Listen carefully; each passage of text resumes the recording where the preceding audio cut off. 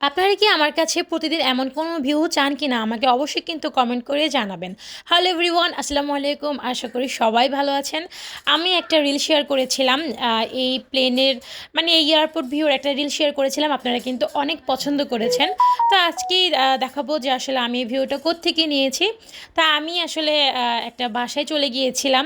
এই বাসাটা খালি ছিল, আমি তো কয়েকদিন ধরেই বলছিলাম যে বাসা নিব বা বাসা দেখতেছি। তো আমার হঠাৎ করে মানে আমি শুনলাম যে এই বাসার ৫ তলায় নাকি খালি আছে বা খালি হয়েছে। তো সেটা আসলে দেখার জন্যই আমি আসলাম। যেহেতু আমি বাসা খুঁজতেছি, যদি আমার মন মতো হয় বা আমার বাজেটে হয়, দেখা গেছে যে নিতেও পারি। তবে এই বাসায় আমি আরও অনেকবার এসেছি। এই বাসাটা কিন্তু খুবই বড়। প্রথমেই কিন্তু ড্রয়িং ডাইনিংটা খুব বড়, দেন একটা কমন ওয়াশরুম আছে। যেহেতু এর আগে ভাড়াটিয়া ছিল, তো বাড়িওয়ালা এগুলো সব ক্লিন করতেছে, কারণ নতুন ভাড়াটিয়া উঠবে, রং করবে। তাই আমি আসলে ওগুলো আর দেখালাম না, স্কিপ করে গেলাম। আর এটা হচ্ছে মাস্টার বেড। তবে এই বাড়ির মানে ২টা করে ইউনিট, মানে এই পাশ আর ওই পাশ। তো একদম কিন্তু অনেক আলো বাতাস, মানে অনেক খোলামেলা মানে সারাদিনই আসলে আপনার ঘরে আলো বাতাস আসতেই থাকবে। আর এই ফ্ল্যাটটার ২টা বারান্দা ছিল, একটা হচ্ছে মাস্টার বেডের সাথে, আর একটা হচ্ছে জাস্ট ছোট যে রুমটা, মানে ছোট একটা বেডের সাথে বারান্দা। তবে বারান্দা দুটো কিন্তু খুবই বড়।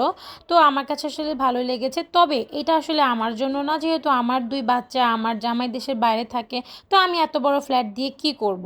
তো আমি তারপরে এটা দেখতে আসলাম যে আসলে অনেক দিন পর যেহেতু এসেছি, এর আগে যখন নির্মাণ হচ্ছিল তখন এসেছি, আর মাঝখানে একবার এসেছিলাম। তবে এই বাসার ছাদে কিন্তু আমার প্রায়ই আসা হয়।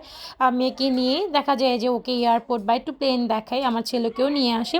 তো এবার এসেছি আসলে বাসাটা দেখতেও এসেছি। আর এই বাসাটার মধ্যে মানে আমাদের বাড়ির পাশেই একজন আন্টি, উনি আসলে এই বাসাতে, তো আন্টি আসলে বারবার করে বলছিল যে তুমিও এই বাসায় আসো। আন্টি একটু পছন্দ করে আর কি আমাকে।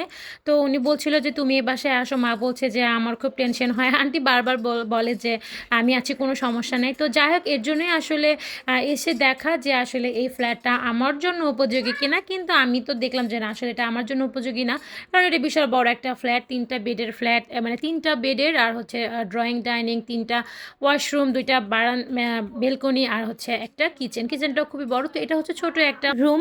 তো আমি আসলে দেখলাম এরপরও যদি অন্য কোনো ফ্ল্যাট যদি পাই, মানে অন্য কোনো বাসা যদি আমি পাই, সেক্ষেত্রে নিতেও পারি। তো যাই হোক, এখন আসলে দেখলাম যে কাজ কতটুকু হচ্ছে। আন্টি এই বাসায় উঠবে। আন্টি আমাদের সাথে, মানে আমাদের বাসার পাশে আসলে অনেক বছর ধরেই ছিল। তো একটা মায়া কাজ করে, তো এর জন্য আসলে দেখা যায় আন্টি নতুন বাসায় উঠবে কীভাবে গুছাচ্ছে। আর এই যে কাজ করতেছে উনি কিন্তু আমাদের বাসার খালা, মানে আমাদের বাসার হেল্পিং হ্যান্ড। উনিও আসলে আন্টির বাসায় কাজ মানে করে। তো উনিও আসে এখানে ক্লিন করার জন্য, যেহেতু বাসাটা বড়, সময় নেই। আর এখন না মানে পরীক্ষার সময় চলছে না, তো দেখা যায় যে বাচ্চাদেরকেও দিয়েও যে কাজ করাবে সেটাও পসিবল না, কারণ ওরাও কিন্তু পড়াশোনায় ব্যস্ত। তো যাই হোক, এগুলো সব আসলে বড়দেরই করতে হবে। আর আমি আসলে এই ফাঁকে একটু আসলাম, দেখলাম, একটু ভিডিও করলাম। আর আপনাদের সাথে তো একটা ভিউ অবশ্যই শেয়ার করবো, সেটা তো প্রথমে দেখিয়েছি। এটার পুরো ভিউটা কিন্তু দেখার জন্য অবশ্যই আমার ভিডিওটা পুরোটা দেখতে হবে। তো যাই হোক, এই যে বাসা চেঞ্জ করার পরে ক্লিন করাটা কিন্তু খুবই ঝামেলার কাজ। মানে আমি তো বাসা চেঞ্জ করি নাই, মানে আমি তো বাবার বাড়িতেই থাকি। তো আমি আসলে না বুঝলেও বুঝি যে আসলে বাসা, মানে নতুন বাসায় ওঠা, মালপত্র গুছানো, সেগুলো আবার নতুন বাসায় শিফট করা, সেগুলো আবার গুছানো কিন্তু অনেক প্যারার কাজ। তো যাই হোক, আন্টি আসলে অনেক দিন ধরে এগুলো করতেছে, আন্টি অনেক হাঁফায় উঠছে। তো যাই হোক, এই যে চলে আসলাম এই বাসার ছাদে। বাসাটা কিন্তু একদম মানে 7 তলা। তো এই বাসার একদম রুফটপে চলে আসলাম। আর এই রুফটপ থেকে কিন্তু এই যে দেখেন কি সুন্দর ভিউ, মানে এটা হচ্ছে আমাদের এরিয়া। আমি যখন একটা প্লেনের রিল শেয়ার করেছিলাম, আপুরা কমেন্ট করেছে যে অনেক সুন্দর দৃশ্য। আমি তখন রিপ্লাই দিয়েছিলাম যে হ্যাঁ আপু, এই দৃশ্য দেখি বড় হয়েছি। হ্যাঁ, আমি জন্মের পর থেকেই, যখন থেকে বুঝতে শিখেছি, তখন থেকেই আসলে প্লেনের শব্দ শুনে বড় হয়েছে।